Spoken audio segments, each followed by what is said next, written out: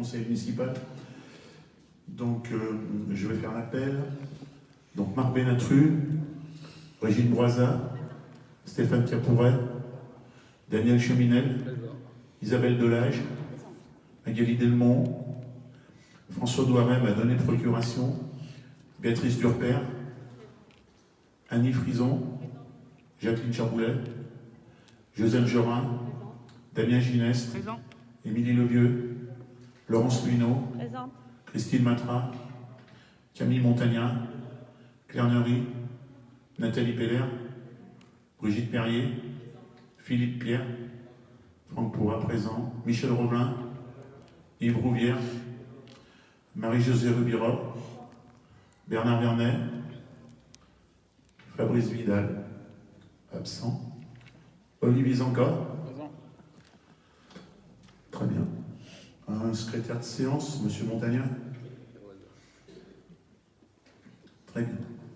Donc on va commencer par l'approbation du procès-verbal de la séance du 24 mars 2021. Est-ce qu'il y a des observations ou des questions? C'est du 25? Ah, donc 25. Oui, le 24, ça doit être un mercredi. Est-ce qu'il n'y a pas d'observation? Donc on va passer au vote si vous voulez bien. Est-ce qu'il y a des contre? Des abstentions? Donc le procès-verbal est adopté à l'unanimité. Merci. Dans les informations et des décisions prises par le maire, donc il n'y a pas d'informations, décisions particulières. Simplement, je voudrais répondre à quelques questions, observations, mails qui m'ont été adressés concernant les absences d'élus. Alors, effectivement, il y a quelques absences qui ont été avérées. Déjà, elles n'ont pas impacté le fonctionnement de la municipalité, ni le pilotage des projets, et encore moins les finances, puisque Mme Levieux et M. Douaret ont demandé la suspension de leurs indemnités le temps de leur absence.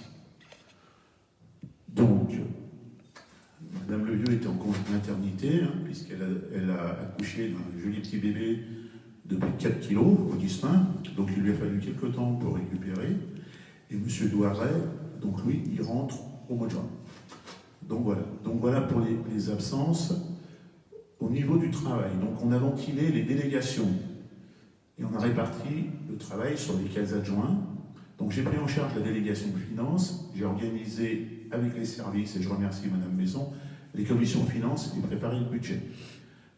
La délégation de commerce, elle a été assurée par M. Montagnat et Mme Perrier, avec succès, puisque dans le cadre des opérations de soutien au commerce menées par Bièvre-Isère Communauté, ils ont rencontré un à un tous les commerçants de la commune, présenter des dispositifs chèque VIP shopping et en bas de ma rue. Ça a été un travail long, fastidieux, mais ils ont fait tous les commerces. Donc je les remercie, franchement, je vous remercie. Donc la délégation développement économique, donc je l'ai assurée avec M. Michel Rovelin. Nous avons travaillé en étroite collaboration avec les services et les élus de Bièvre-Isère, et c'est une délégation qui a avancé puisque les projets de développement économique sont plutôt en bonne voie. Et concernant Bièvre-Isère, j'assure la représentation de notre ville sur mon projet puisque je m'y déplace à peu près deux fois par semaine. Voilà, donc j'ai bien pris en compte ces remarques. J'y travaille à une organisation pérenne. Il y aura quelques petites mises au point, des décisions, et je vous en ferai part au conseil municipal de juin. Donc voilà pour les informations. Donc il y a un conseil municipal qui est un peu long, il y a pas mal de points et de délibérations. Donc la première tranche de délibération, elle concerne les ressources humaines. Alors c'est un peu long, mais je vais vous les lire en plein parce que c'est important. Donc la délibération 2021-37. Recrutement d'agents contractuels de remplacement. Monsieur le maire, précise au membre du conseil municipal qu'au terme de l'article 3-1 de la loi numéro 84-53 du 26 janvier 1984, pour répondre à des besoins temporaires, les emplois permanents des collectivités peuvent être occupés par des agents contractuels pour assurer le remplacement de fonctionnaires ou d'agents contractuels momentanément indisponibles, pour un motif limitativement énuméré par la loi. Ces contrats sont conclus pour une durée déterminée et renouvelée par décision expresse dans la limite de la durée de l'absence de l'agent à remplacer. Ils peuvent prendre effet avant le départ de cet agent. Pour pallier les absences prévues ou non de personnel, Monsieur le maire invite les membres du conseil municipal à adopter la présente délibération permettant le recrutement d'agents contractuels de remplacement pour l'ensemble des services de la mairie, dans des termes conformes aux dispositions de l'article 3-1 de la loi numéro 84-53 du 26 janvier 1984, portant dispositions statutaires relatives à la fonction publique territoriale.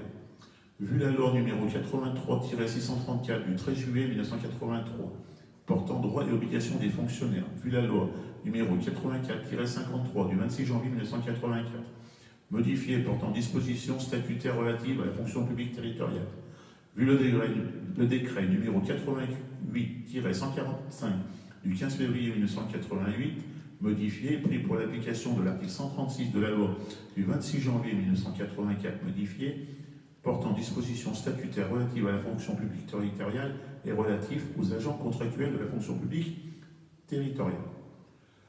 Le conseil municipal est invité à délibérer pour autoriser pendant toute la durée du mandat Monsieur le maire à recruter temporairement, dans les conditions fixées par l'article 3-1 de la loi numéro 84-53 du 26 janvier 1984, des agents contractuels sur des emplois permanents pour assurer le remplacement temporaire de fonctionnaires ou d'agents contractuels autorisés à exercer la fonction. Donc ça c'est à peu près la même chose, je ne vais pas tout relire. Dire que ces contrats seront conclus pour une durée déterminée et éventuellement renouvelés par décision expresse dans la limite de la durée de l'absence du fonctionnaire ou de l'agent contractuel à remplacer. Ils peuvent prendre effet avant le départ de cet agent. Dire que les agents recrutés devront avoir le niveau d'études correspondant au diplôme ou titre permettant l'accès au cadre d'emploi précité. La collectivité pourra toutefois faire usage des dérogations légales ou réglementaires permettant le recours aux équivalences de diplôme ou d'expérience ou à l'emploi de personnel non qualifié dès lors que les ratios d'encadrement sont respectés. Dire que ces postes pourront, en fonction du profil des candidats, être pourvus par le biais de contrats aidés. Préciser que leur niveau de rémunération sera fixé conformément au cadre d'emploi qui servent de référence dans la limite de leur maximum. Il tiendra par ailleurs compte des fonctions exercées, de la qualification requise pour leur exercice et de l'expérience de ces agents. Ils percevront le régime indemnitaire dans les conditions fixées dans les délibérations qui s'y rapportent. Abroger toutes les délibérations antérieures concernant le recours aux agents contractuels de remplacement. Autoriser en conséquence Monsieur le maire à signer les contrats avenants et tout document lié à la passation, l'exécution et la fin normale ou anticipée des contrats de remplacement. Dire que les crédits nécessaires au présent recrutement seront annuellement inscrits au budget et charger Monsieur le maire de transmettre la présente au préfet, au président du centre de gestion de la fonction publique de l'Isère et au trésor public pour exécution. Donc c'est un peu long à lire, mais c'est simplement une mise à jour. Donc, est-ce qu'il y a des questions? Des observations? Donc nous allons passer au vote. Est-ce qu'il y a des contre? Des abstentions? Donc la délibération est adoptée à l'unanimité, je vous en remercie. Délibération suivante.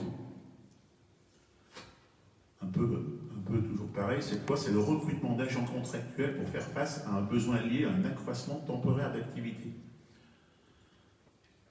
Donc je vous fais grâce de tous les articles de loi et donc le conseil municipal est invité à délibérer pour autoriser pendant toute la durée de la mandature Monsieur le maire à recruter dans les conditions fixées par l'article 3.1 de la loi numéro 84-53 du 26 janvier 1984, temporairement des agents contractuels sur des emplois non permanents pour faire face à un accroissement temporaire d'activité, pour une durée maximale de 12 mois, compte tenu, le cas échéant, du renouvellement du contrat pendant une même période de 18 mois consécutifs. Abroger toutes les délibérations antérieures concernant le recours aux agents contractuels, dire que ces emplois relèveront de la catégorie C, selon le classement effectué par les statuts particuliers des cadres d'emploi auxquels ces se réfèrent. Dire que ces postes pourront, en fonction du profil des candidats, être pourvus par le biais de contrats aidés. Dire que les agents recrutés devront avoir le niveau d'études correspondant au diplôme ou titre permettant l'accès au cadre d'emploi précité, en particulier lorsqu'il est conditionné à la détention d'un diplôme d'État ou d'une qualification professionnelle obligatoire. De même, les candidats devront justifier de l'expérience minimale éventuelle exigée, ainsi que dans cette liste soit exhaustive et sans minima éventuellement exigé.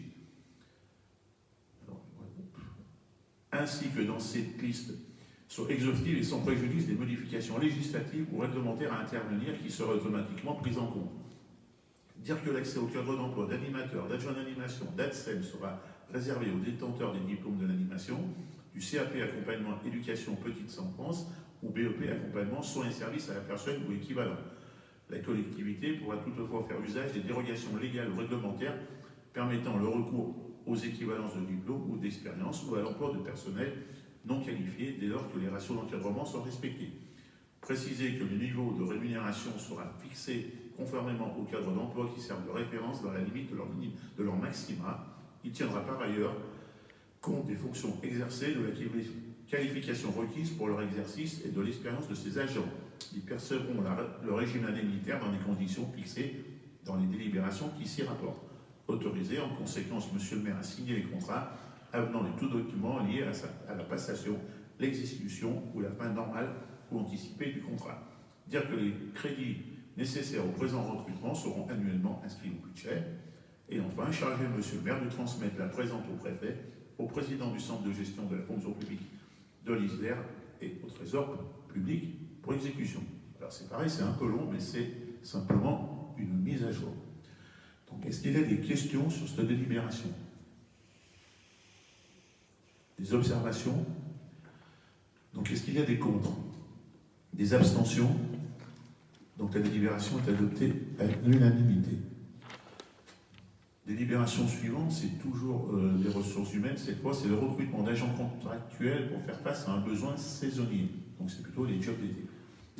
Monsieur le maire explique qu'afin de remplir des missions envers la jeunesse et de répondre à leurs besoins sociaux, il est décidé de recourir à des emplois saisonniers, comme cela a été le cas depuis quelques années. Pour faire face à certains besoins ponctuels, comme l'ouverture de la piscine, des petits travaux dans les infrastructures, la collectivité de Saint-Jean-de-Bondel est amenée à renforcer ses effectifs pendant la période estivale par la création d'emplois non permanents correspondant à un accroissement saisonnier d'activité pour une durée maximale de 2 mois, qui rentre dans le cadre des dispositions de l'article 3.1-2 de la loi numéro 84-53 du 26 janvier 1984 modifiée. Les postes saisonniers seront pourvus par des jeunes. Ils sont rémunérés dans la grille du cadre d'emploi des adjoints administratifs, techniques ou d'animation au premier échelon pour des tâches d'exécution. Seuls les saisonniers recrutés pour des tâches comportant des responsabilités particulières pourront bénéficier d'une rémunération à un indice plus élevé. Le maire propose d'assurer la charge de la constatation des besoins concernés par les services déterminant un besoin. Le conseil municipal est invité à délibérer pour créer tout au long de cette mandature des emplois non permanents pendant la période estivale correspondant à un accroissement saisonnier d'activité, donner mandat au maire pour toute décision en rapport avec des recrutements, dire que les crédits nécessaires au présent recrutement seront annuellement inscrits au budget. Et enfin, charger Monsieur le maire de transmettre la présente au préfet et au trésor public pour exécution. Donc c'est simplement une mise à jour pour les emplois d'été. Emploi d'été, donc c'est quelque chose qui est récurrent, hein, toutes les municipalités l'ont fait, c'est un beau casse-tête. Margot s'arrache les cheveux, parce qu'en fait les étudiants, ils veulent tous travailler, mais pas au mois d'août. Ils veulent tous les vacances. Et on en a 40. Et ben, elle y perd son latin. Et c'est pas fini, on n'a toujours pas fini finalement. Presque. Parce que j'ai pas validé encore. Oui. Parce qu'il y en a un qui devrait avoir le permis, finalement il l'a pas. Enfin, c'est pas facile. Donc voilà, donc est-ce qu'il y a des questions sur ce recrutement d'agents contractuels face à un besoin saisonnier? Non, mais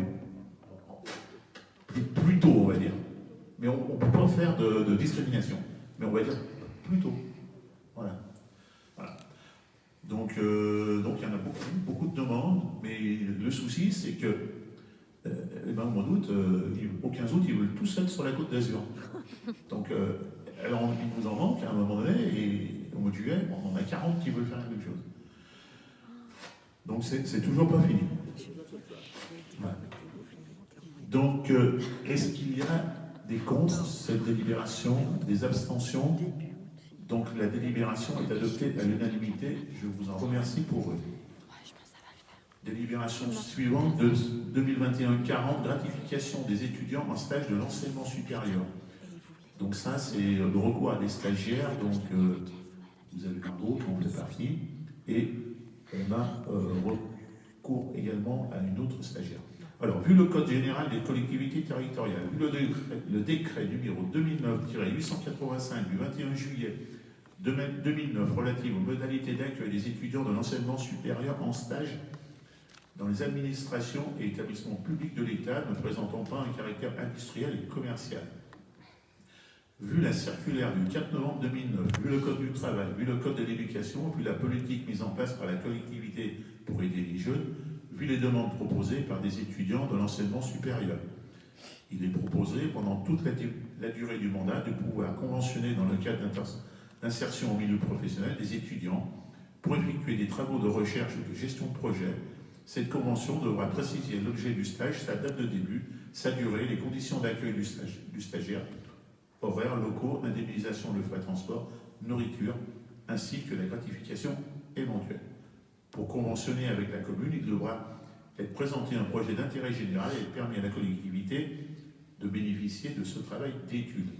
Les étudiants qui mèneront un travail de recherche et de gestion de projet en adéquation avec des besoins communaux se verront attribuer une gratification correspondant à 15% du plafond horaire de la sécurité sociale, exonéré de charges sociales et sera proratisé en cas de temps de travail inférieur à 35 heures hebdomadaires, sachant qu'aucune gratification n'est obligatoire pour un stage d'une durée inférieure à 2 mois consécutifs. Le conseil municipal est invité à délibérer pour autoriser en conséquence monsieur le maire à avoir recours pendant toute la durée des mandats à des stages et à signer des conventions triparties qui seront signées entre la collectivité, l'étudiant et l'établissement d'enseignement. Rémunérer des stagiaires de l'enseignement supérieur selon les taux en vigueur et la durée du stage. Cette gratification s'élèvera à 15% du plafond horaire de la sécurité sociale, exonéré de charges sociales et sera proratisée en cas de temps de travail inférieur à 35 heures hebdomadaires. Dire que les crédits nécessaires au présent recrutement seront annuellement inscrits au budget.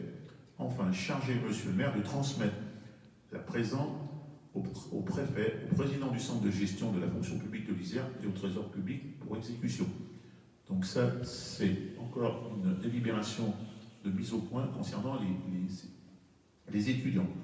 Donc, comme je vous l'ai dit, on a Margot qui a bientôt fini son stage chez nous, et on a une autre étudiante qui fait un Master 1 ou 2, je ne sais plus, Nathalie, un Master 2 en aménagement local. Donc, elle travaille pendant 4 mois à la commune pour évoquer l'aménagement futur de la ville, comment la ville sera pensée dans les années futures, en intégrant tous les nouveaux équipements, tout ce qui concerne la mobilité, la circulation, le stationnement, enfin tout voilà.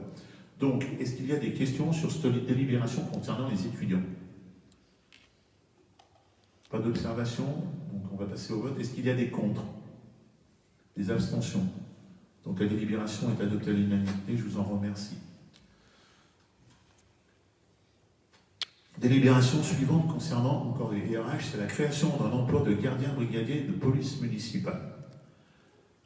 Vu le Code général des collectivités territoriales, vu la loi numéro 83-634 du 13 juillet 1983 portant droit et obligations des fonctionnaires, vu la loi numéro 84-53 du 26 janvier 1984 portant dispositions statutaires relatives à la fonction publique territoriale, vu le décret numéro 2006-1397 du 17 novembre 2006, modifié portant statut particulier du cadre d'emploi des agents de police municipale.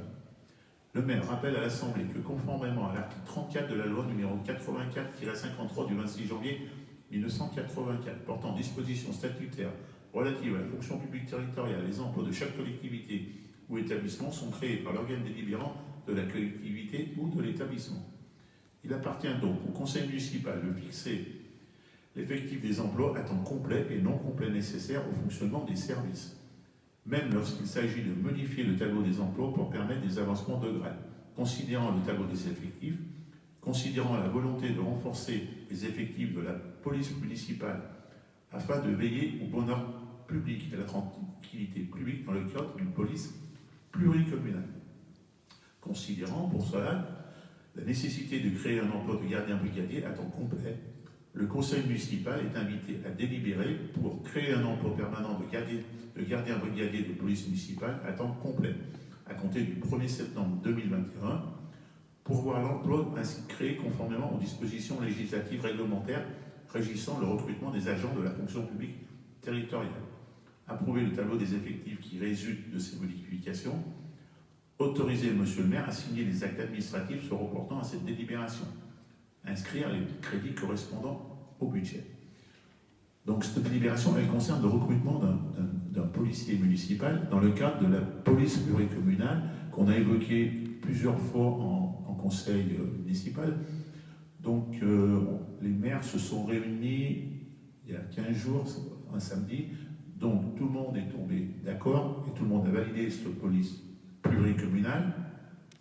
Donc cet emploi, il sera pris en charge par les communes signataires de la convention.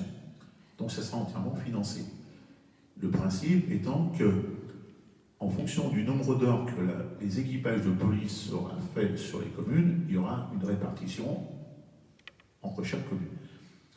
Donc là, il y a un accord et c'est une convention qui sera signée pour tout le mandat. C'est-à-dire qu'ils ne pourront pas signer une année et puis nous laisser l'année d'après, parce que du coup, on aurait le salaire à notre charge. Donc la convention est en cours. Madame Bession, on a contacté la CAP. On va passer ce dossier en CAP au mois de juillet, donc on va la saisir au mois de juin. Le temps de finaliser les conventions et d'organiser le recrutement. Donc voilà, hein, c'était un projet sur lequel on avait tous trouvé l'utilité, parce que bien évidemment, les petites délinquances, l'incivilité, quand elle ne se passe pas à Saint-Jean, elle se passe à Châtenay, quand elle n'est pas à Châtenay, elle est à Arthos, et voilà. Donc le but, c'est de veiller un peu au grain sur les communes environnantes, mais Saint-Jean-de-Bondrée aura toujours ses 3 policiers, son équipage, et le policier supplémentaire, il sera proratisé entre les communes, mais c'est eux qui en assurent le financement. Donc, est-ce qu'il y a des questions sur ce recrutement des polices pluricommunales? Elle serait mise en place à peu près en septembre. Daniel?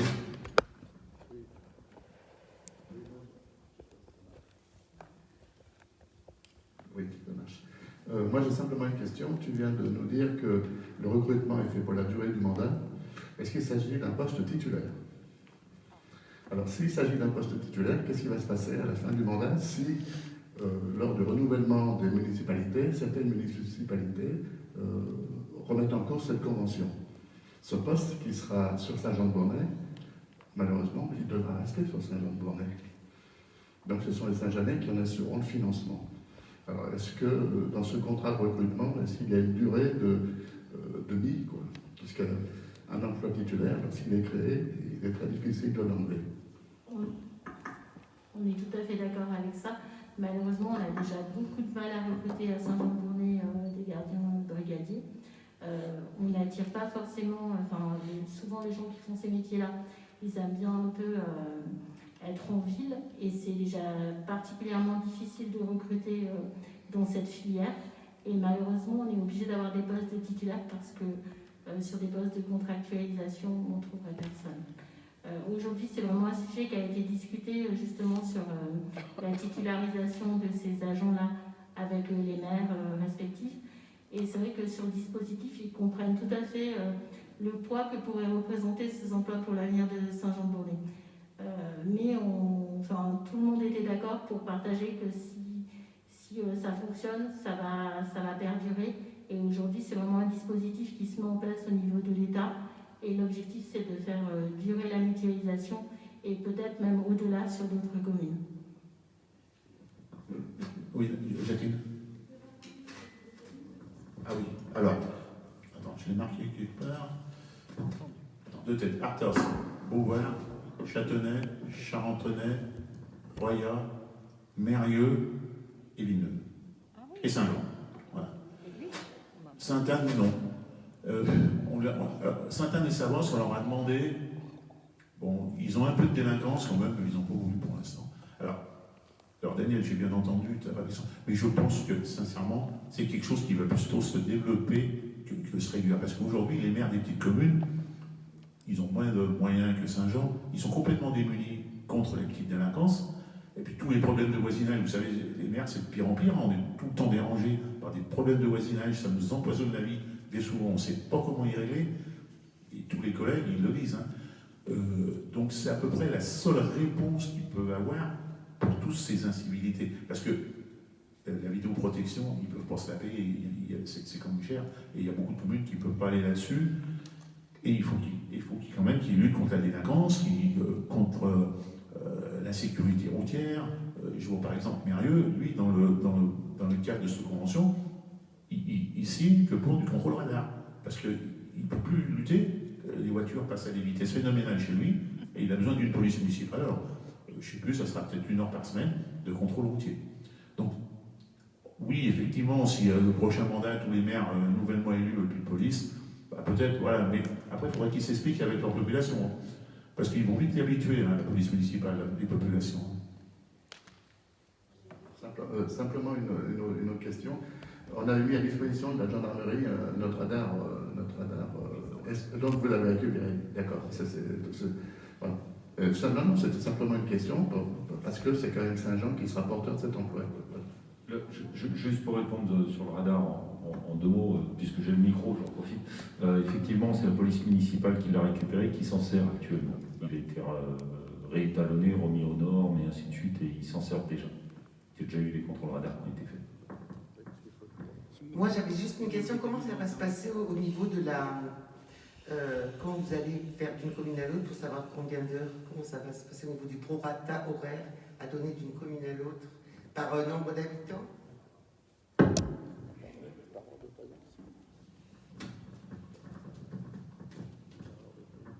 Alors, les services ont pris toutes les charges, toutes les dépenses liées à un agent. Alors, il y a la voiture, il y a l'informatique, il y a le pistolet, il y a l'entraînement au pistolet, il y a l'équipement et le salaire. Donc, ils ont additionné tout ça et ils l'ont ventilé à l'année et on a fait un prorata à l'heure. Donc, c'est un truc qu'on a validé tous ensemble. On a regardé d'autres conventions dans d'autres communes, dans d'autres parties du territoire. On est totalement dans la norme. Nathalie, c'est combien de l'heure? 33 € de l'heure, donc 66 € pour un équipage. Donc, et ça couvre largement. Donc voilà comment on a fait. Alors comment on saura ce qui se passe? Les policiers, Daniel, tu as l'habitude, ils font un rapport tous les jours. Tous les jours, ils font un rapport avec tous les horaires de tout ce qu'ils font. Donc c'est très simple en fait. On rentre ça dans un tableau et on sait le nombre d'heures qui s'est passé sur chaque commune. Alors la particularité, c'est que la commune de Saint-Jean, elle gère la police pluricommunale, et quand la police pluricommunale est sur une commune, elle est sous l'autorité du maire de la commune. C'est son pouvoir police qui fait office. Voilà. Donc voilà, c'est quelque chose d'assez nouveau. Alors on a plein de demandes, hein. Il y a plein de mairies qui vont là-dessus. Hein. Sur le territoire, ils nous demandent tous un peu comment on fait. Bon voilà, c'est quelque chose d'un peu nouveau, mais bon, après, il faut bien dire que la gendarmerie ne peut pas pallier à tout. Hein. Voilà. Et malheureusement, on a de plus en plus de petites délinquances. Hein. Et à la fin de l'année, ça coûte très cher. Hein. Voilà. Il va y avoir des accidents. Il y a les petites voiturettes par Carlos, 4, 5, bientôt il y aura un accident. Ouais, c'est incroyable, les vitesses qui roulent. Laurent nous a dit l'autre jour, il a failli rentrer dans un avec le tracteur, il a dit ça va péter bientôt. Ouais, c'est sûr, hein. C'est sûr qu'il y a vraiment l'incivilité routière. Hein. Bon, après, il faut dire quand même que la police municipale, c'est efficace, hein, parce qu'en ville, ils en chopent un paquet. Hein. Et les permis, avec le radar, hein, ça tombe. Hein. Ils en ont retiré des permis. Hein. Et enfin, ça calme quand même, hein, parce que quand on fait des contrôles radar, pendant quelques temps, ça roule moins vite. Hein. Alors après, si tout qu'on arrête, ça recommence. Mais c'est vrai que ça roule moins vite. Donc voilà. Est-ce qu'il y a d'autres questions sur ce principe de recrutement d'un brigadier et de cas de cette police pluricommunale? Donc on va le mettre au vote si vous voulez bien. Est-ce qu'il y a des contre, des abstentions? Donc la délibération est adoptée à l'unanimité. Je vous en remercie. Je vais passer un peu la parole à quelqu'un d'autre. Claire, si tu veux.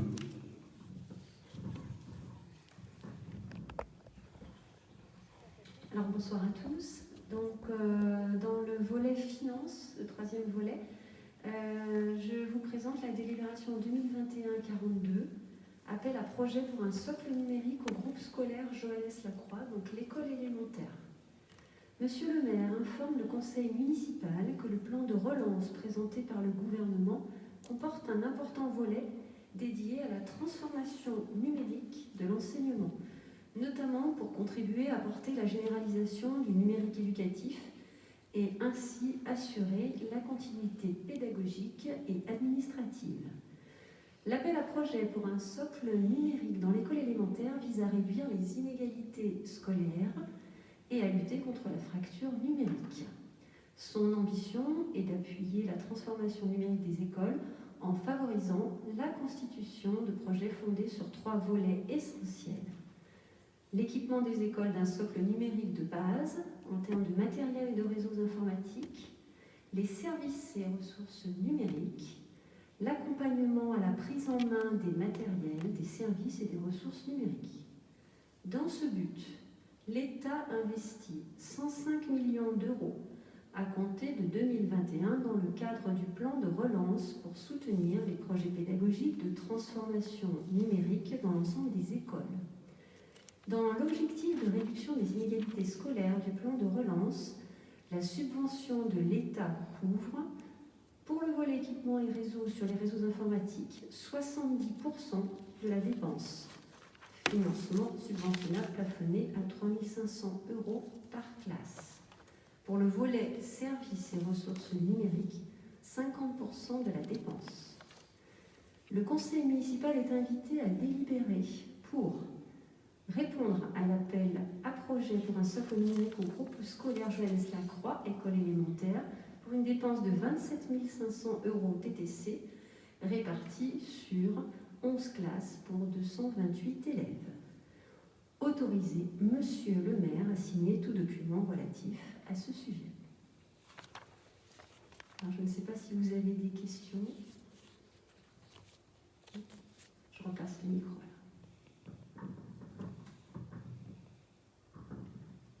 Merci Claire. Donc oui, ouais, c'est un appel à projet pour le secret numérique au groupe scolaire.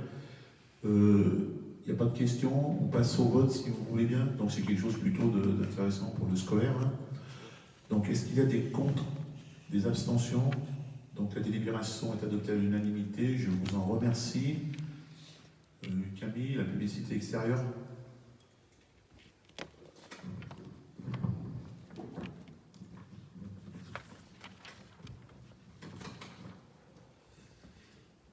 Publicité extérieure, excusez-moi, parce que j'arrive pas à taper aussi vite que ça parle et il faut que je parle en même temps. Alors là, ça va commencer à être compliqué.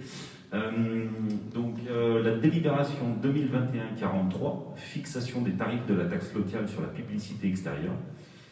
Vu les articles L581.1 à L581.3 du Code de l'environnement, vu les articles L2333.6 à L2333.16 et R2333.10 à R2333.17 du Code général des collectivités territoriales, vu la délibération du 31 mai 2011 instituant la TLPE, taxe locale sur la publicité extérieure, considérant que les tarifs maximaux de base de la TLPE sont relevés chaque année dans une proportion égale au taux de croissance de l'indice des prix à la consommation hors tabac de la pénultième année, considérant que pour 2022, le taux de variation applicable au tarif de la TLPE de 2021 s'élève à 0,00% source INSEE, il est demandé au conseil municipal de voter les tarifs à compter du 1er janvier 2022, inchangés depuis 2011. Le maire expose que la TLPE s'applique à tous les supports publicitaires fixes extérieurs visibles d'une voie publique qui sont de 3 catégories. Les dispositifs publicitaires, les enseignes, les prix-enseignes. Sont exonérés de plein droit les dispositifs ou supports suivants. Support dédié à l'affichage de publicité non commerciale. Dispositif concernant des spectacles. Support prescrit par une disposition légale ou réglementaire, panneaux électoraux par exemple, ou imposé par une convention signée avec l'État. Localisation de professions réglementées, plaques de notaire, de médecins, etc. Panneaux de signalisation directionnelle apposés sur un immeuble ou installés sur un terrain et relatifs à une activité ou un service qui est proposé. Panneaux d'information sur les horaires, moyens de paiement ou tarifs de l'activité exercée, à condition que la superficie cumulée du support soit inférieure ou égale à 1 m² pour les tarifs. Enseigne de moins de 7 m² en surface cumulée, apposée sur un immeuble ou installée sur un terrain et relative à une activité qui s'exerce sauf délibération contraire de la collectivité. En matière de tarifs, la loi a fixé des tarifs maximums de droit commun applicables en fonction du support, de la taille de la commune et de son appartenance à un établissement public de coopération intercommunale, EPCI. Une revalorisation par instruction ministérielle. La commune ne souhaite pas mettre en œuvre ces dispositions réglementaires de valorisation des tarifs de la TLPE, mais elle est tenue de délibérer avant le 1er juillet de l'année précédente celle de l'imposition. Donc on a des tarifs en fonction des superficies, dispositifs publicitaires et préenseignes, inférieurs ou égal à 50 m², on a 15 € du mètre carré, superficie ou égale à 50 m², supérieur à 50 m², on a 30 € du mètre carré. Dispositif publicitaire et préenseigne, de la même façon, 45 € du mètre carré, inférieur à 50 m², et 90 € du mètre carré, supérieur ou égal à 50 m². Pour les enseignes, on a 3 tranches, superficie inférieure à 12 m², c'est 15 € du mètre carré, 12 m², entre 12 mètres et 50 m², on a 30 € du mètre carré, et au-delà de 50 m², on est à 60 € du mètre carré. Le Conseil est invité à délibérer pour décider d'appliquer la taxe locale sur la publicité extérieure sur l'ensemble de la commune de Saint-Jean-de-Borny. Fixer les tarifs comme présenté ci-dessus à partir du 1er janvier 2022.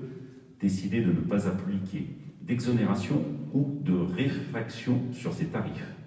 Dire que chaque redevable, soit l'exploitant ou à défaut le propriétaire, devra remplir sa déclaration annuelle au cours du premier trimestre de l'année en cours à compter du 1er janvier et au plus tard avant le 1er mars, ou dans les 2 mois de l'installation ou de la suppression d'une publicité. Est-ce qu'il y a des questions sur cette délibération? On est toujours dans le technique, le juridique et la continuité de la publicité, en fait, et du coût de la publicité sans augmentation.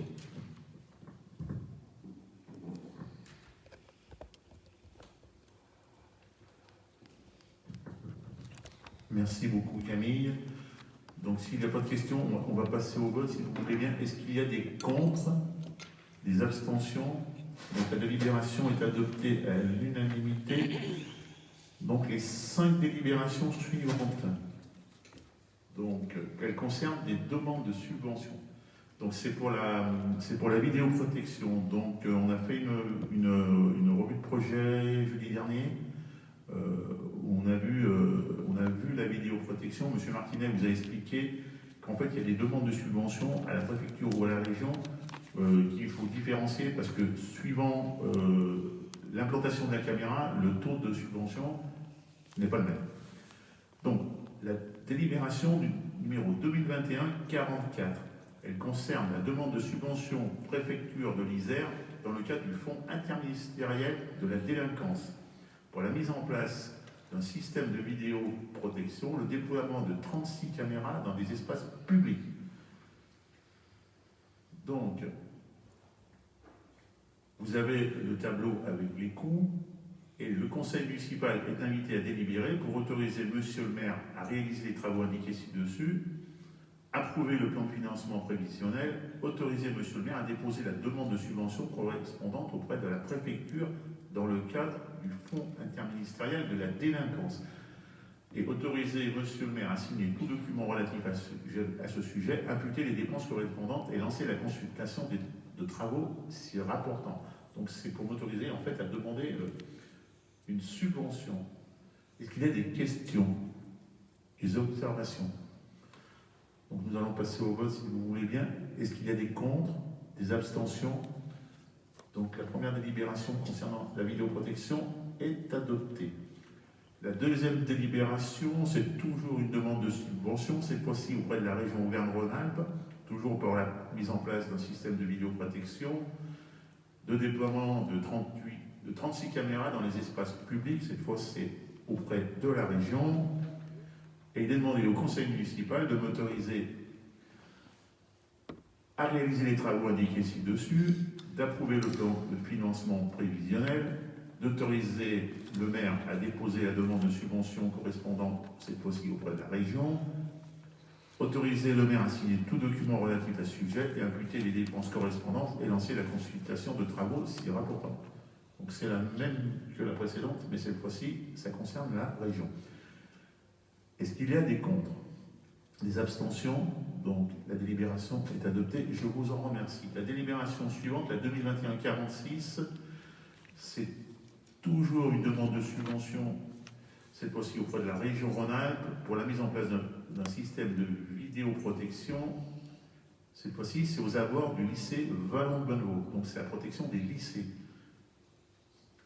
Donc vous avez le tableau de financement prévisionnel. Donc il est demandé de m'autoriser à réaliser les travaux indiqués ci-dessus, d'approuver le plan de financement, de m'autoriser à déposer la demande de subvention auprès de la région, de signer tout document relatif à ce sujet et d'imputer les dépenses correspondantes et lancer la consultation de travaux s'y rapportant.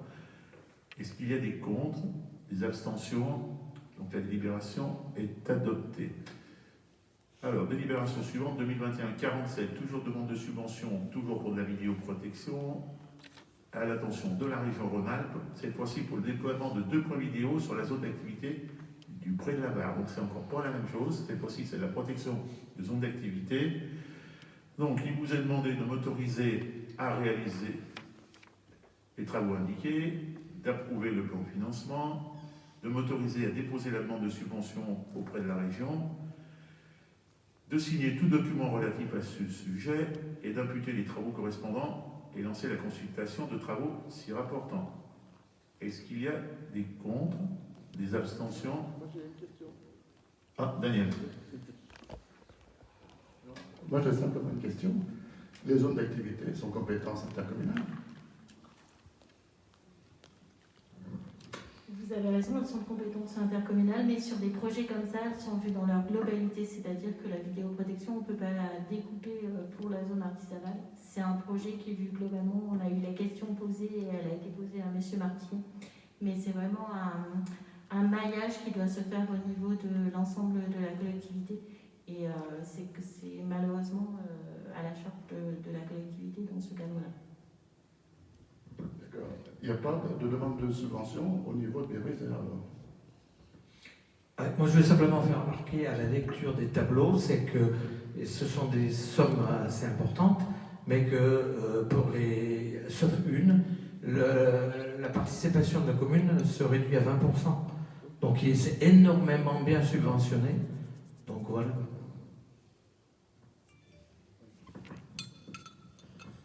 D'ailleurs, pour votre information, avant de partir, cette délibération qui est financée à 80%, elle était même plus, puisqu'on aurait pu aller chercher un peu plus de subventions pour les espaces publics qui sont très bien subventionnés. Mais comme on peut n'être subventionné qu'à 80%, on a limité la recherche de subventions. Excusez-moi encore. Il faut, comme le rappelait justement Émilie, c'est que la vidéo, ça relève des pouvoirs de police du maire. Que zone d'activité ou pas zone d'activité, ce sont les pouvoirs de police du maire. Très bien. Est-ce qu'il y a d'autres questions? Donc nous allons passer au vote. Est-ce qu'il y a des contre, des abstentions? Donc la délibération est adoptée. Je vous en remercie. Donc la dernière délibération concernant ces demandes de subvention, la la 2021-48, c'est pour cette fois le déploiement de 2 points vidéo. Cette fois-ci, c'est sur la zone d'activité des écharrières, donc c'est toujours le même principe.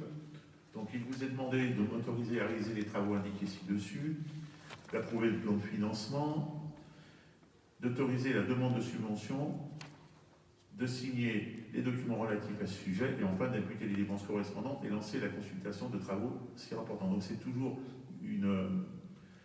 un rapport de 80-20, donc on aurait 20% à notre charge, c'est-à-dire 4 400 €. Donc voilà, est-ce qu'il y a des questions? Nous allons passer au vote si vous voulez bien. Est-ce qu'il y a des contre? Des abstentions? La délibération est adoptée à l'unanimité, donc je vous remercie de votre soutien sur ces demandes de subvention, puisque cette vidéoprotection, c'est quelque chose d'important, hein, c'est quelque chose qui est prévu depuis pas mal d'années et auquel on est obligé de venir, puisque sans cela, j'ai bien l'impression qu'on n'arrivera jamais à endiguer les problèmes d'incivilité, de délinquance, de vandalisme. Donc voilà, c'est un budget pour la commune, c'est bien pour ça qu'il faut aller chercher le maximum de subventions, qu'il faut un peu découper en tranches le déploiement, pour aller chercher au maximum et bien cibler nos demandes de subvention.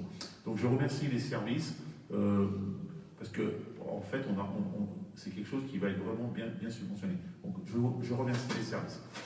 Donc la délibération suivante, la 2021-49, Christine, si tu veux. Bonsoir à tous. Délibération 2021-49. Convention concernant la répartition des charges entre Alpes Isère Habitat, la commune de Saint-Jean-de-Bournay et la communauté de communes de Bièvre-Isère concernant le local de la crèche. Alpes Isère Habitat et la commune de Saint-Jean-de-Bournay sont copropriétaires d'un immeuble édifié sur la parcelle de terrain cadastrée section AW sous le numéro 625 pour une contenance de 471 mètres carrés. Ce bâtiment a fait l'objet d'un état descriptif de division établi par maître Jacques Cohen, notaire à Saint-Jean-de-Bournay, en date du 30 mai 1980, faisant apparaître un lot numéro 1, correspondant à un local d'activité, propriété de la commune de Saint-Jean-de-Bournay, et 5 autres lots, correspondant à 12 logements et 12 cases, propriété d'Alpes Isère Habitat. Une base de répartition des charges de chauffage en fonction des surfaces ayant été admise depuis de nombreuses années, il a été décidé de l'entériner au moyen d'une convention de gestion. Le local d'activité abritant depuis 2018 une crèche qui est de la compétence de la communauté de communes Bièvre-Isère, il a été décidé que cette dernière se substitue à la commune de Saint-Jean-de-Bournay pour le règlement des charges en question depuis cette date. Il est donc nécessaire d'établir une convention de gestion afin de répartir les charges liées au chauffage de la crèche d'une part et de l'ensemble des logements d'autre part.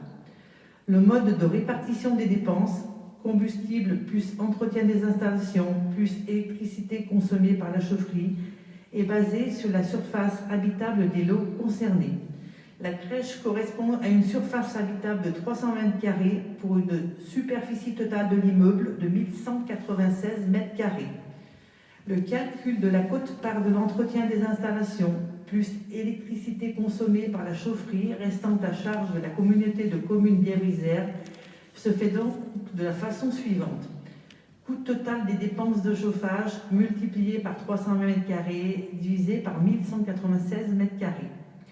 Le calcul de la quote-part du combustible se fait, lui, à partir des consommations.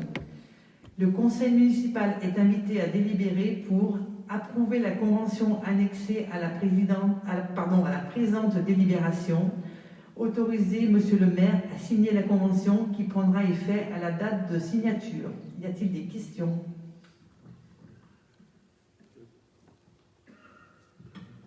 Simplement une petite précision. Alpes Isère Habitat, c'est anciennement l'OPAC. Pour ceux qui. Voilà. C'est là qu'on avait l'habitude de dire l'OPAC. Ça a changé de nomination, ça s'appelle Alpes Isère Habitat. Mais c'est la même société. Donc Daniel, c'était un truc qui a commencé en 2017 à peu près, non? Cette répartition-là, parce que du coup on est trois propriétaires sur un même bâtiment, c'est bien. En fin de compte, on a toujours été propriétaire du bâtiment. Je crois que Michel connaît bien l'historique, parce que c'était l'ancienne caserne de pompiers, donc c'est Saint-Jean-de-Bournay qui paye l'électricité. Et puis lorsqu'on a fait la crèche et qu'on a fait la collecte avec Bièvre-Isère, qui en a le fonctionnement, donc la répartition des charges avait été décidée à ce moment-là. Donc il y a une collecte, je crois, pour ça. Hein. Peut-être c'est une mise à jour aujourd'hui.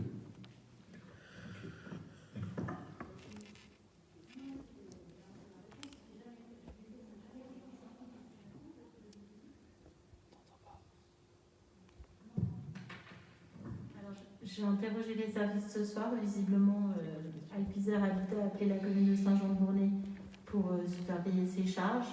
Et comme on n'avait plus la compétence, on renvoyait vers la communauté de communes. Et aujourd'hui, c'est normal qu'il faut une convention pour qu'ils puissent. Voilà, tout à fait. D'accord. Donc voilà, donc on a appliqué une règle, enfin, c'est une règle de 3 pour la répartition. Hein. Est-ce qu'il y a d'autres questions sur cette clé de répartition? Donc nous allons passer au vote si vous voulez bien. Est-ce qu'il y a des contre, des abstentions? Donc la délibération est adoptée à l'unanimité, je vous en remercie. Christine, la modification du tableau des tarifs municipaux, si tu veux bien.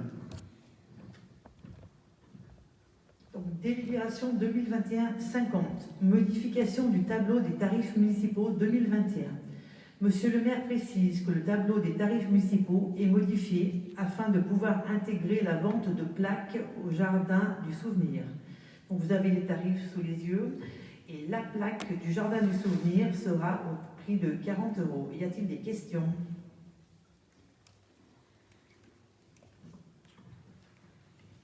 Donc très bien, nous allons passer au vote si vous voulez. Est-ce qu'il y a des contre, des abstentions? Donc la délibération est adoptée, je vous en remercie.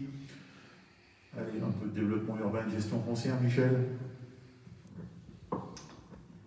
Délibération 2021-51, élargissement du chemin de Baïtière, acquisition de la parcelle BE 700.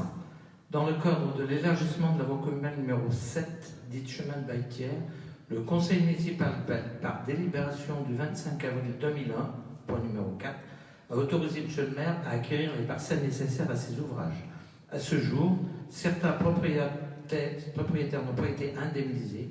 Il convient de régulariser ces acquisitions au prix de 30 € le mètre carré. Vu l'article L111-1 du Code général de la propriété des personnes publiques, qui permet aux communes d'acquérir à l'amiable des biens et des droits à caractère mobilier ou immobilier, étant entendu que l'avis du service des domaines n'est pas nécessaire pour ces acquisitions immobilières, vu les autorisations des propriétaires indivisaires de poursuivre l'acquisition de la parcelle BE 700 pour une superficie de 64 mètres carrés. Donc vous avez les précisions sur les parcelles. Vu le montant retenu pour cette acquisition, fixé à 30 € au mètre carré au bénéfice de ces indivisions avec un S, le conseil municipal est invité à délibérer pour autoriser le maire à accomplir toutes les démarches nécessaires pour l'acquisition de ce tènement de 64 mètres carrés pour un prix de 1 920 €. Dire que la dépense sera imputée au budget. Alors je voulais simplement préciser, puisque ici il n'y a que des élus qui... ça peut-être pas forcément comme ça, comme se passait en 2001, puisque c'était en 2001 que ça peut surprendre, hein, qu'en 2021, il y a des choses qui sont refaites, c'est qu'en fait, à l'époque, moi j'étais, les parties techniques des acquisitions, c'est-à-dire le passage du géomètre, la réalisation de ce qu'on appelle les documents d'empantage, revenait du service technique, et qu'après le dossier était donné au service administratif qui contactait les notaires, etc. Alors, il y a eu des quantités astronomiques d'acquisitions faites. Donc là, on peut dire qu'il y a quelques parcelles qui sont passées au travers. Merci Michel. Est-ce qu'il y a des questions sur ces régularisations de parcelles? Donc on va passer au vote si vous voulez bien. Est-ce qu'il y a des contre, des abstentions? Donc la délibération est adoptée, je vous en remercie. La suivante, c'est un peu pareil Michel? Très très proche, oui.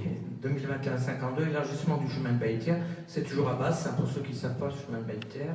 Acquisition de la parcelle BE 696, dans le cadre de l'élargissement de la loi communale numéro 7, dit chemin Belter, le conseil municipal, par délibération du 25 avril 2001.4, a autorisé M. le maire à acquérir les parcelles nécessaires à ces ouvrages. À ce jour, certains propriétaires n'ont pas été indemnisés. Il convient de régulariser ces acquisitions au prix de 30 € le mètre carré. Vu l'article L1111-1 du Code général de la propriété des personnes publiques, qui permet aux communes d'acquérir à l'amiable des biens, des droits à caractère mobilier ou immobilier, étant entendu que l'avis du service des domaines n'est pas nécessaire pour ces acquisitions immobilières, vu les autorisations des propriétaires indivisaires de poursuivre l'acquisition de la parcelle BE 696 pour une superficie de 9 m², avec les particularités de la parcelle, vu le montant retenu pour cette acquisition fixé à 30 € au mètre carré, au bénéfice de cette indivision, le conseil municipal est invité à délibérer pour autoriser le maire à accomplir toutes les démarches nécessaires pour l'acquisition de ce tellement d'environ 9 m² au prix de 270 €. Dire que la dépense sera imputée au budget. Donc il s'agit encore de régularisation. Est-ce qu'il y a des questions? Oui, Jacqueline. Ah oui, oui. D'accord, ok. On mettra en compte. Ok, Jacqueline. Est-ce qu'il y a des contre? Est-ce qu'il y a des abstentions? Donc la délibération est adoptée et Mme Gerboulet ne participe pas au vote. Merci. La délibération suivante, c'est toujours du foncier, Michel.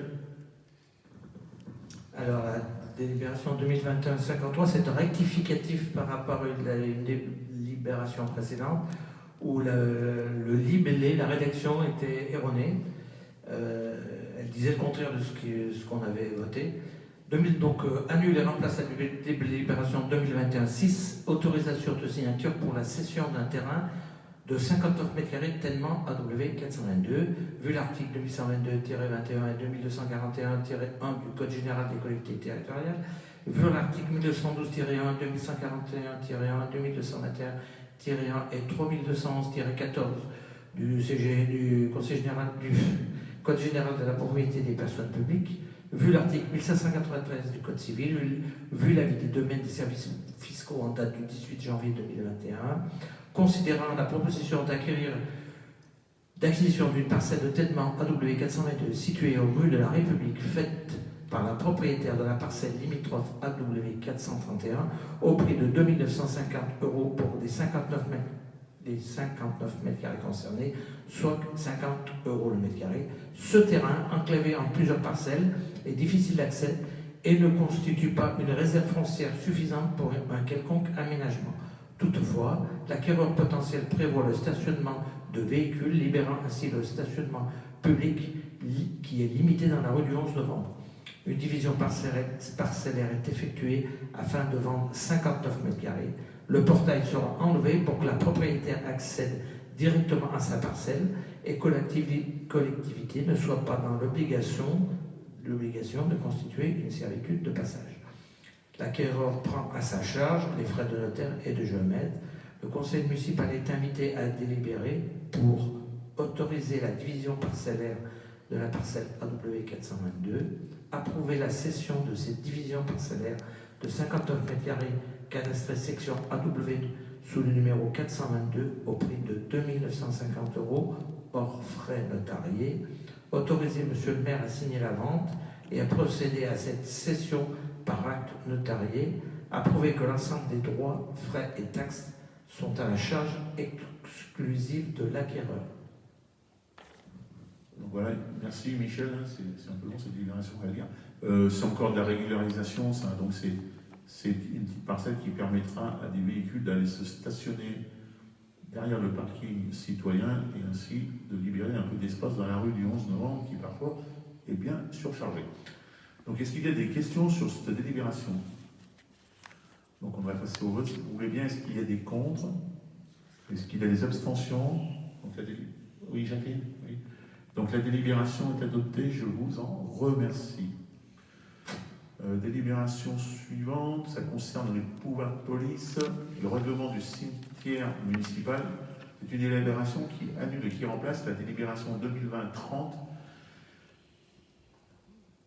puisque le règlement n'a pas été signé par le maire en exercice. Afin d'assurer le bon fonctionnement du cimetière, le maire et le conseil municipal assurent un pouvoir de gestion, création, aménagement, entretien, extension du cimetière, délivrance et reprise des concessions, ainsi que la fixation des conditions de délivrance et des tarifs via un règlement intérieur. Vu la loi 2008-1350 du 19 décembre 2008 relative à la législation funéraire, vu le code civil, notamment les articles 78 et suivants, vu le code pénal, notamment les articles 225-17, 225-18 et R610-5, vu le code général des collectivités territoriales, et notamment les articles L2213-7 et suivants, L2223-1 et suivants, R2213-2 et suivants, vu le code de la construction, notamment son article L511-4-1, vu le règlement annexé à cette délibération. Ce règlement annexé à la présente délibération a pour vocation de prescrire dans toutes les mesures réclamées pour la sécurité, la tranquillité publique, le maintien du bon ordre et de la décence au sein même des cimetières communaux, et ceci conformément aux articles L 2213-8, L2213-9, R2223-1 et suivants au Code général des collectivités territoriales et la loi du 8 janvier 1993 relative à la législation funéraire. Considérant le travail des services administratifs pour faciliter la gestion du cimetière et notamment l'installation d'un logiciel de gestion du cimetière communal et les aménagements récents réalisés, il convient d'approuver le nouveau règlement. Donc vous l'aviez en annexe 17. Le conseil municipal est invité à délibérer pour approuver le règlement intérieur du cimetière communal et autoriser monsieur le maire à signer tout document relatif à ce sujet. Là encore, c'est une régularisation. Donc est-ce qu'il y a des questions? Donc on va passer au vote si vous voulez bien. Est-ce qu'il y a des contre, des abstentions? Donc la délibération est adoptée. Je vous en remercie. Quelque chose de plus gai, Brigitte, environnement et cadre de vie, cette fois-ci, c'est le règlement du concours des maisons de façade et balcons fleuris.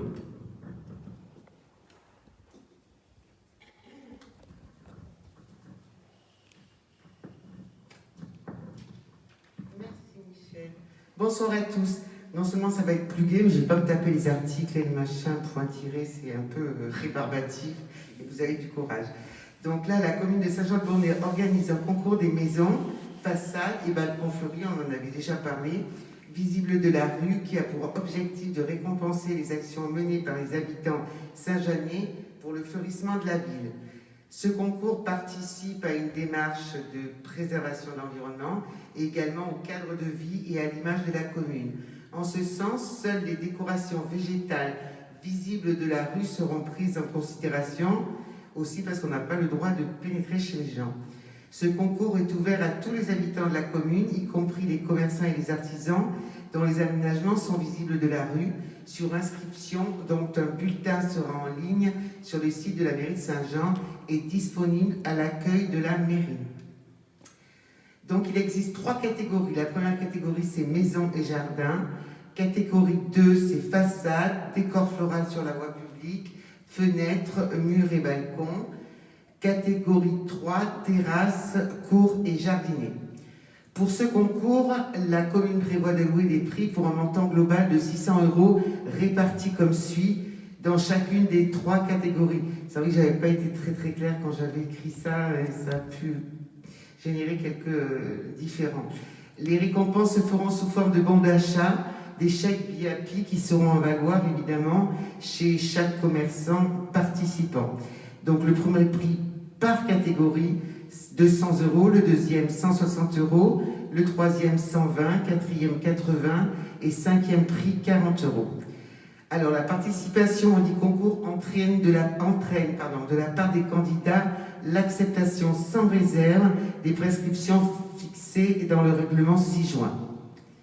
Notamment le droit de faire des photos, sauf avis si on demande de ne pas le faire, hein, bien sûr, en quel cas on pourrait comprendre, mais on ne pourra pas se prévaloir après d'avoir fait ça. Voilà, donc le conseil municipal est invité à délibérer pour fixer le montant des prix, tel que précisé ci-dessus, valider les modalités de règlement annexées à cette délibération, autoriser le maire à signer tous les documents à intervenir et à effectuer des modalités correspondantes au présent règlement du concours. Inscrire les crédits correspondants au budget. Cette validation, donc,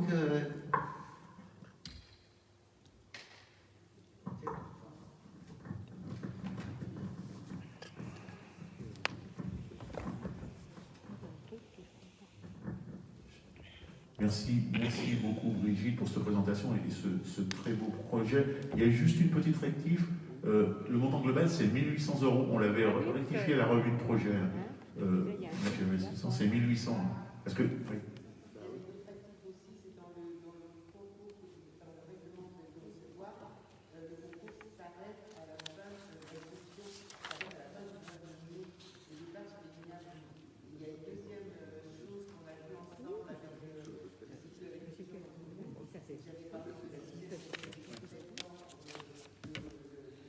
Le jury, oui. Le juillet. Moi, j'avais parlé de septembre. La troisième chose, j'aurais aimé savoir si tu viendrais avec nous pour participer à cette jury. Je m'adresse à Régine. Parce qu'aujourd'hui, on a donc Madame Fouillon, Madame Gervillier. Je trouvais que c'était sympa qu'on puisse faire une équipe un peu comme ça, très partie. Est-ce que tu serais d'accord, Régine, pour nous accompagner dans ce jury? Oui, je veux bien. Monsieur le maire a accepté que Stéphane nous délègue quelqu'un des services techniques parce que qui a un œil plus professionnel que le nôtre. Et monsieur le maire va forcément faire partie du jury, même s'il n'est pas avec nous, Oui, il n'a pas trop la main verte. Christine Broisard, David Frison, de Foncoura, de quelqu'un de la commune et de moi-même. Voilà. Donc bien évidemment, les gens du jury ne peuvent pas participer au concours, ça va faire. D'accord. Merci Brigitte pour ce joli projet. Est-ce qu'il y a des questions sur ce concours de fleurissement? Des observations? Donc on va le passer au vote, si vous voulez bien. Est-ce qu'il y a des contre? Des abstentions? Donc la délibération est adoptée à l'unanimité. Je vous en remercie. Ensuite, on va passer aux informations. Donc, alors les informations, vous savez comme ça, hein, vous pouvez tous intervenir, hein, vous pouvez tous parler, vous exprimer, vous avez des choses. Je commence parce que j'ai le micro, et puis je vous laisse la parole après, vous exprimerez tant que vous voudrez. Donc, alors la première information, elle concerne Lidl. Alors, Daniel, je pense que tu avais eu le truc déjà. Alors, Lidl, ils m'ont contacté 4 fois pour prendre rendez-vous, j'ai refusé 3 fois, et au bout d'un coup, j'ai dit j'accepte le rendez-vous. Donc je les ai reçus avec Michel, ils sont venus avec leur projet, je leur ai laissé présenter leur projet, et je leur ai dit que j'étais défavorable. Donc ça, évidemment, ça ne leur plaît pas beaucoup, puisque moi je pense, et vous allez tous me dire ce que vous en pensez, implanter un deuxième art discount, on appelle ça, ça risque de couler celui qui est sur la commune. Après, moi, c'est mon avis, je donnerai un avis défavorable, et je pense qu'ils vont quand même essayer de continuer. Hein. Donc voilà, alors, je ne sais pas, peut-être Daniel, tu veux t'exprimer, s'il y a d'autres conseillers municipaux qui veulent s'exprimer. Oui, en ce qui concerne Lidl, pendant, je veux dire, 2 ou 3 années de suite, ils sont venus pratiquement faire du harcèlement à la commune. Ils sont allés voir aussi pas mal de propriétaires sur la commune pour leur demander de vendre leur bâtiment. Je ne citerai pas, mais je sais que sur plusieurs zones, aussi bien au passage arrière, pas au passage arrière, auprès de la barre, que aussi au passage arrière aussi, ils sont allés voir des gens pour acheter des bâtiments. Ils sont prêts à mettre beaucoup d'argent sur la table. Mais moi, j'ai refusé à chaque fois. Premièrement, ce sont des gens, je ne sais pas comment c'était avec toi, mais ils sont incorrects. Incorrects. Vraiment, on a l'impression qu'ils viennent chez nous en conquérant. Le projet qu'ils présentaient, comme tu dis, ça avait impacté aussi notre commerce local. Et puis aussi, on avait aussi un accord tacite avec Intermarché, qui, lui, était d'accord d'investir sur Saint-Jean-de-Bournay pour aller au pré à côté, avec la même surface de vente. C'est ça qu'il faut préciser, avec la même surface de vente. Et ils avaient quand même mis ça en balance, que c'est un investissement important pour eux. Et si on implantait un autre hard discounter, ça risquait aussi de les mettre en difficulté. Donc moi, j'ai toujours refusé. Même la dernière fois, ça s'était très mal passé, parce que je les ai pratiquement fichus dehors de la mairie, tellement ils étaient impolis, incorrects. Et ils m'ont dit, de toute façon, on passera par-dessus vous. Voilà. On n'a pas besoin de votre accord. Si on veut s'implanter, on s'implantera. Et moi, je leur ai dit, vous implanterez si le maire veut bien, quel que soit le maire d'exercice. Il a encore, parce qu'ils ont tout un tas de combines pour s'implanter, il faut savoir. Ouais. Donc Daniel, j'ai un peu eu j'ai eu le même discours que toi, j'ai eu à peu près les mêmes arguments, sauf que moi c'était les deux dames, avec beaucoup plus d'arguments. C'était pas pareil. Mais bon, le résultat était le même puisque je leur dis que j'étais pas favorable.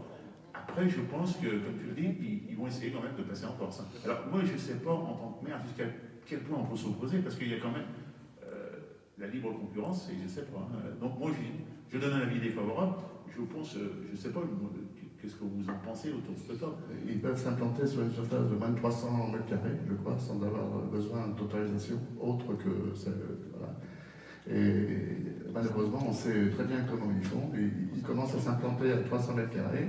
Et après, ils demandent une extension de magasin. Donc, ils vous font 300 mètres carrés de magasin et ils vous font 1500 mètres carrés de stockage. Voilà. Et puis, au fur et à mesure, ils agrandissent le stockage. On a vu ça avec Aldi. Hein. Rappelez-vous, Aldi, au début, c'était simplement un petit magasin. Et puis, ça s'est agrandi dans le fil du temps. Donc, moi, je pense que pour Saint-Jean-de-Bournay, au niveau des supermarchés, enfin, au niveau du commerce extérieur à notre centre-ville, il y en a bien assez. Voilà. Enfin, c'est mon avis. C'est un avis que je partage. Je pense que vous le partagez tous. Hein.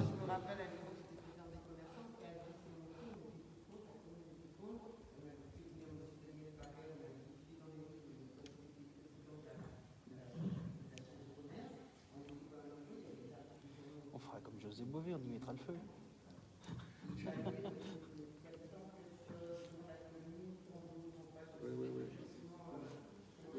Ils ont tout un tas de calculs.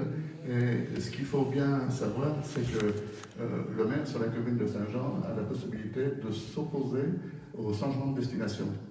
Et donc, il cherche à acheter les bâtiments sur Saint-Jean, que ce soit dans n'importe quelle zone.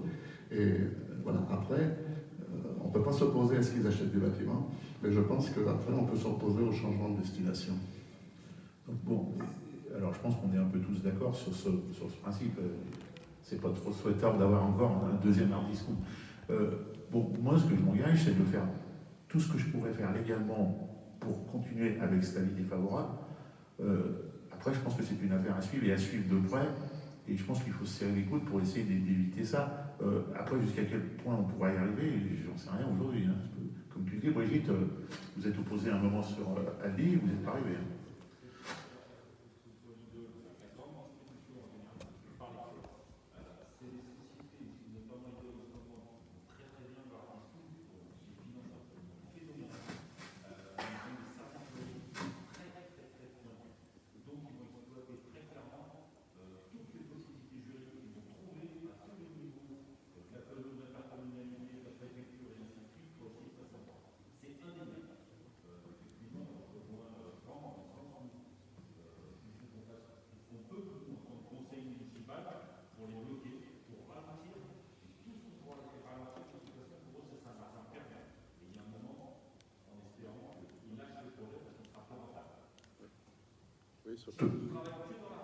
Surtout que ce sera quand même au détriment de notre commerce centre-ville, il faut savoir.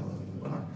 On déplace Intermarché pour donner plus d'accès au commerce dans cette zone de Saint-Jean-de-Bournay où il n'y a pas de commerce, la zone Est. Mais si en plus aujourd'hui il y a d'autres magasins qui viennent s'implanter, le commerce centre-ville risque d'en pâtir.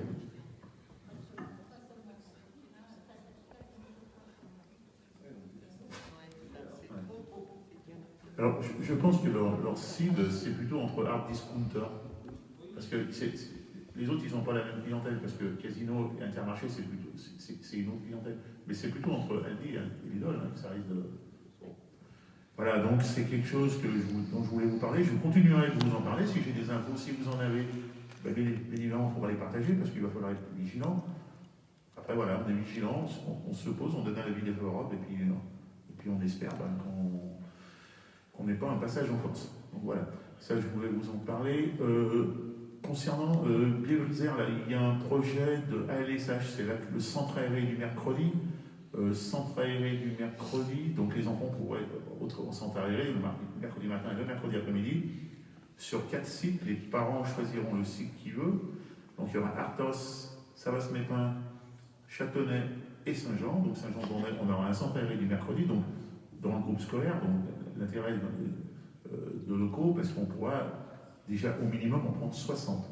Donc on aura ce service à Saint-Jean-de-Bonnay. Alors au niveau de la vue de la Libération, il y a une réunion de lancement en mairie avec les services de Bièvre-Isère. C'est Michel mercredi, non, vendredi.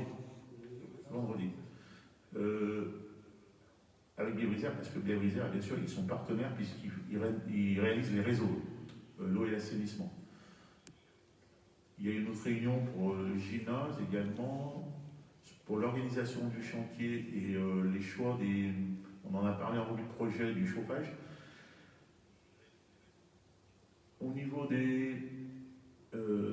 toujours Bièvre-Isère, le centre de vaccination. Alors je pense qu'il y en a d'entre vous qui ont dû être contactés pour aller venir le centre. Oui. Josiane aussi, ouais. C'était aujourd'hui. Toi qui vas, ouais, il y a Michel, je ne sais plus qui c'est qui a, moi je dois y aller, j'y vais 3 jours.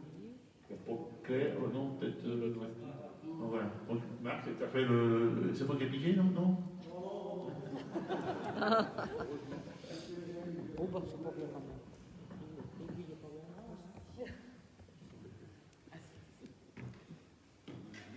Ça marche? Oui, ben, moi j'y étais ce matin, j'y vais encore 3 autres fois au mois de mai. Après, ils refont plein du mois de juin, parce que la vaccination va se poursuivre encore longtemps. Il parlait jusqu'à fin septembre déjà, donc oui. Donc, il y a encore une paire de mois à couvrir, sachant qu'il s'est ouvert tous les jours, sauf le dimanche. C'est même ouvert les jours fériés, sauf le 1er mai qui n'a pas été ouvert. Ce matin, oui, c'était très dense, on a réalisé 271 vaccinations ce matin. Parce qu'on n'avait pas plus de... Voilà. Et, voilà. Donc, non, c'est très intéressant. J'ai remarqué qu'il y avait pas mal de Saint-Germain. J'en ai trouvé pas mal ce matin. Et c'était quelle tranche C'est la tranche des gens qui ont donc plus de 60 ans. Plus de 60 ans. Voilà. Et voilà, moi j'étais à l'accueil et c'est dense, on ne va pas passer la demi-journée. Les 5 heures, on ne les voit pas passer. Non, mais bon, il faut du monde. Hein.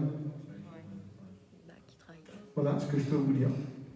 C'est très bien, donc voilà, donc il y en a plusieurs qui vont y aller. Alors s'il y en a qui sont disponibles, comment ils font? Ils récupèrent les mails, non? Comment ça marche?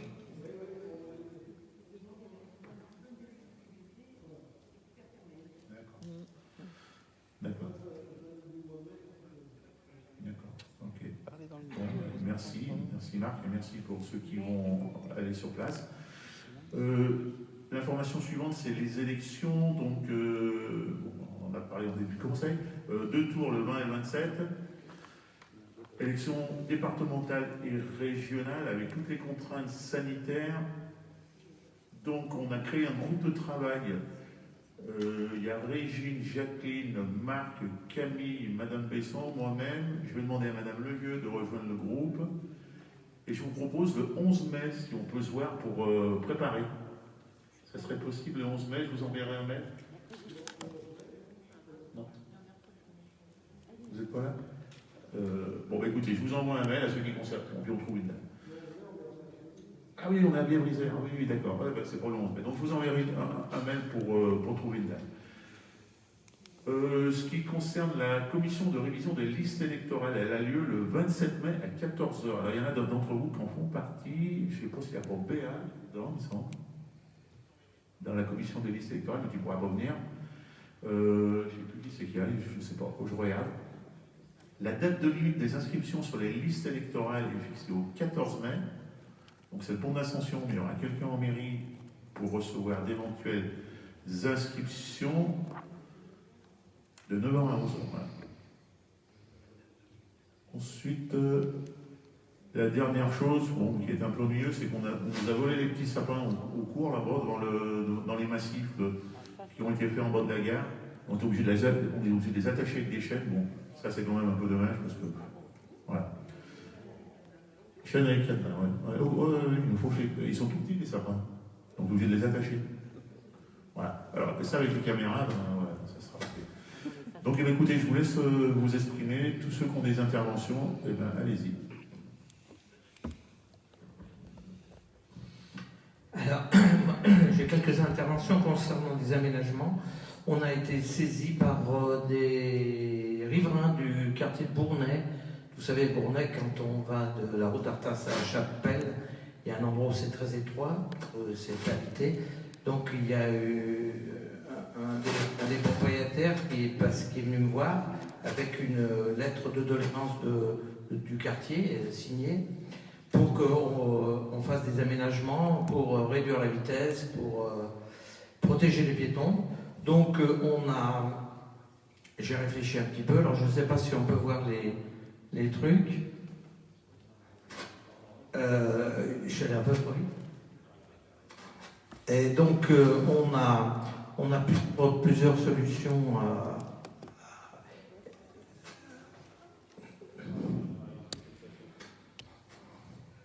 C'est un diesel, non? C'est quoi?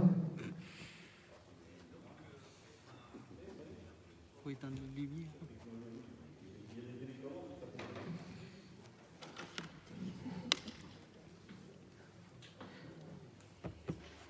C'est parti. Ça y est, ça chauffe, ça chauffe. Ouais, non, moi je ne critique pas l'informatique, hein, ni la vidéo. Voilà. Par contre, je te laisserai faire défiler. Oui, donc j'ai réfléchi un petit peu sur ce qui pourrait se faire là-bas. Et l'idée, ça serait de protéger les piétons depuis la route d'Artas au moins jusqu'à ce hameau de Bournay. Et donc, pour ça, on pourrait faire des choses simples, simplement faire par exemple une bande de peinture tout au long de la voie. Et ça pourrait s'inscrire dans les cheminements piétons, dans les sentiers de randonnée sur lesquels Bernard Werner a travaillé, là. Non, ça... Ouais, ben on va laisser la technique, hein.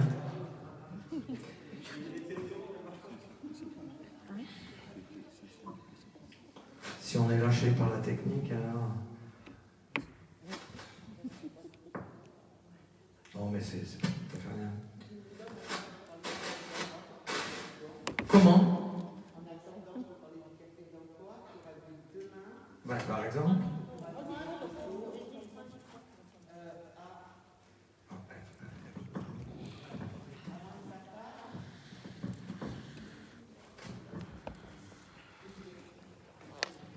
J'ai l'autorisation de faire diversion par Camille. Donc, je voulais vous parler des cafés d'emploi qui auront lieu demain.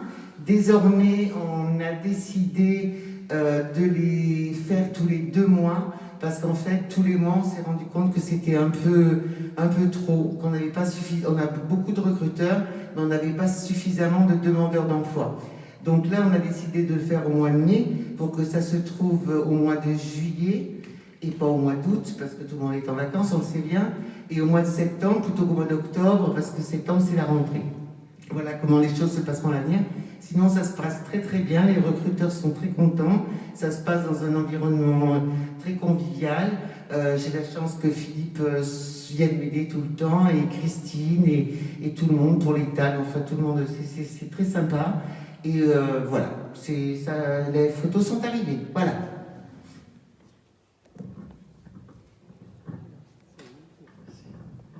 Bon, alors voilà.